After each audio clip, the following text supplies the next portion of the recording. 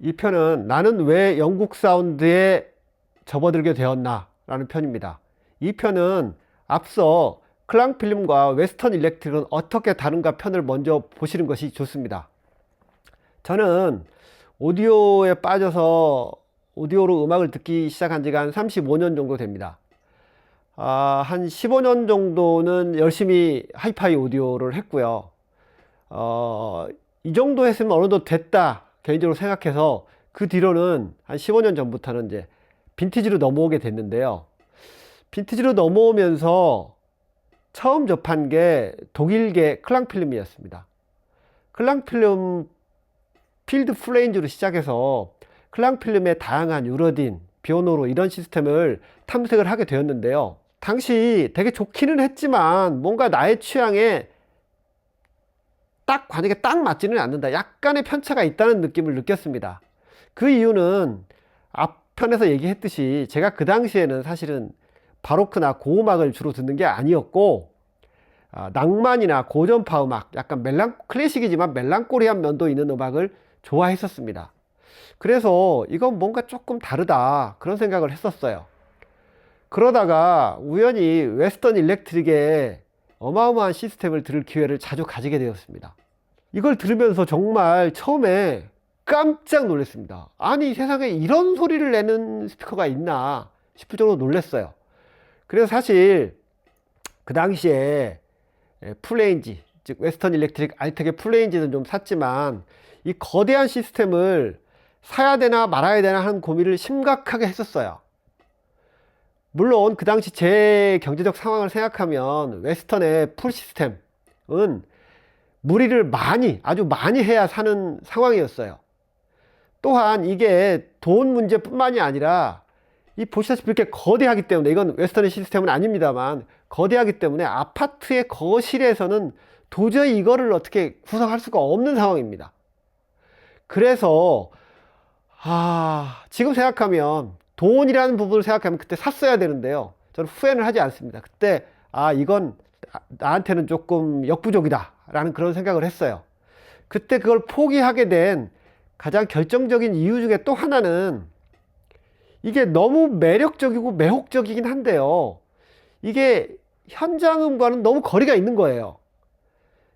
저는 연주회장을 자주 다니는 편입니다. 한 15년 전부터 거의 한 달에 2번, 3번 정도는 계속 다녔었는데요. 현장음에서 나는 소리가 절대 아니에요, 이건. 현장음 소리와 너무 다른 소리입니다. 너무 매력적으로 바뀐 소리죠. 이런 소리를 집에서 계속 오랫동안 내가 들을 수 있을까? 아주 맛있는 과일을 계속 먹는다고 생각해 보세요. 물리겠죠. 그래서 그 이유도 제가 웨스턴 일렉트릭을 대형 시스템을 포기하게 된 이유입니다. 그러다가 영국 사운드를 우연히 접했는데요. 타노이죠, 타노이. 오리지널 오토그라프를 들은 적이 있어요. 저음이요, 아주 매력적입니다. 백로드로, 앞은 쇼톤이지만 뒤로 백로드로 굽이굽이 쳐서 나오는 저음이 진짜 바닷가에 파도가 촉촉촉촉 밀려오는 그런 아주 매력적인 저음이었어요. 그래서 탄노이에 관심을 가지게 되었어요.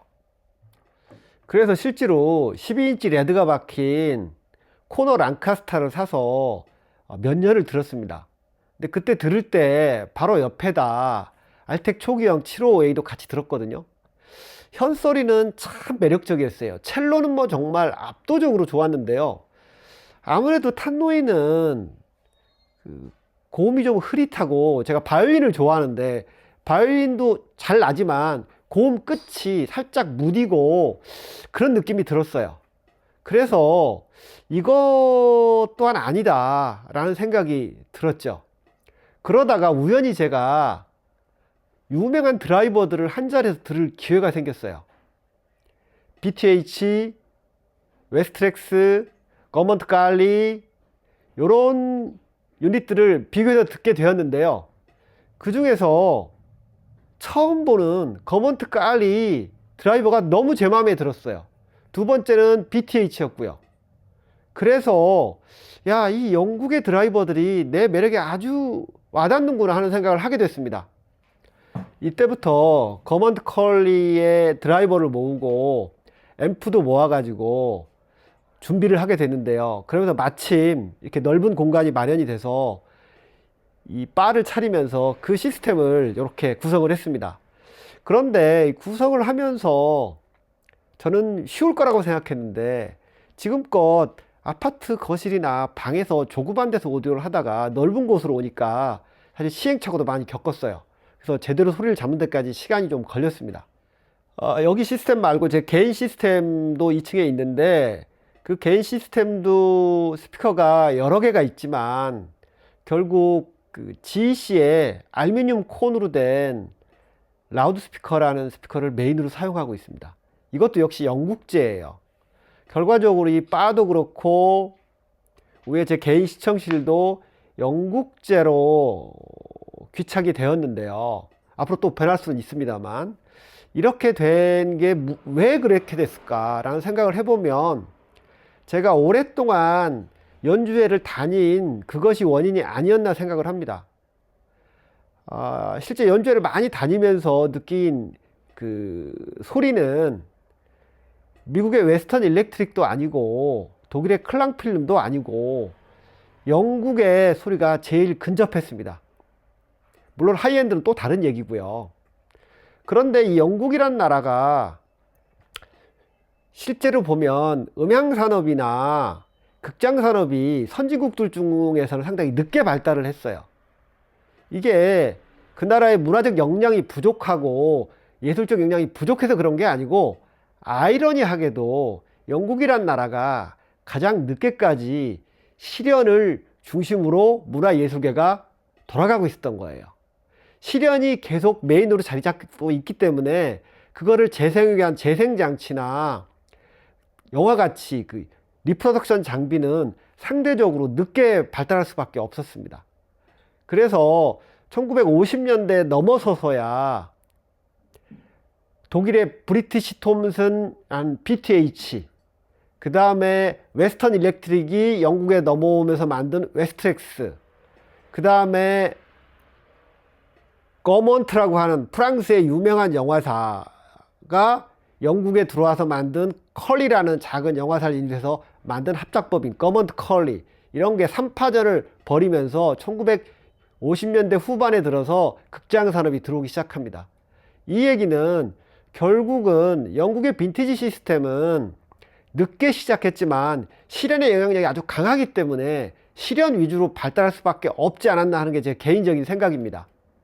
실제로 영화나 음향장비 말고 연극이나 이런 것들도 상당히 늦게까지 영국이 메인으로서 실연을 이 주 영향법으로 활동이 됐어요.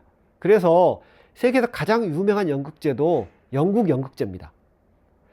이런 이유로 저 개인적으로 오랫동안 연주회장을 다닌 그 영향이 결국은 제가 현재 영국제 오디오에 귀착을 하지 않았나 하는 생각을 해봅니다. 이상 저의 개인적인 오디오 스토리였습니다. 감사합니다.